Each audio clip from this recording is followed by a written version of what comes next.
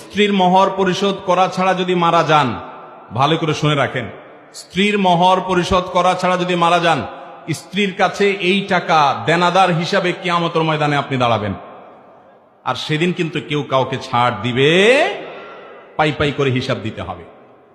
এবং ফুকায়ে কেরাম এই মহরের এই মাসআলাতে চমৎকার একটা মাসআলা বলেছেন, সেটি হলো যে কোনো মানুষ যদি মারা যায়, তার পরিত্যক্ত সম্পদ থেকে স্ত্রীর মহরানা পরিশোধ করতে হবে। এটা পাওনাদারের পাওনার মতো, এটা পাওনা। অতএব স্ত্রীর মহর পরিশোধ করবো তো ইনশাআল্লাহ। মেয়েদেরকে আমরা কতভাবে ঠকাই দেখেন, মহর পরিশোধের বেলায় খবর নাই, বাপ মা মারা গেছেন, জমি জমাতে মেয়েদের ভাগ আছে, সেখানেও কোনো খবর, ফুসলায়া ফাসলায়া জাল ভিত্তিহীন ফতোয়া দিয়া মেয়েদেরকে আমরা ঠকাই দিই। বলি কি, বলি যে না, এটা তো আসলে বাবার বাড়ির সম্পদ, মেয়েরা নিলে নাকি তাদের নাকি এটা সয় না।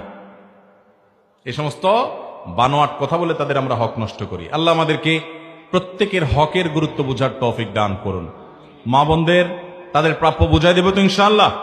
অতএব যদি দেনমোহর পরিশোধ করতে আপনি ব্যর্থ হন, মারা যাওয়ার পর আপনার পরিত্যক্ত সম্পদ থেকে পাওনাদারের পাওনা যেরকম পরিশোধ করা হয়, আপনার স্ত্রীর মহরও কি করতে হবে? পরিশোধ করতে হবে।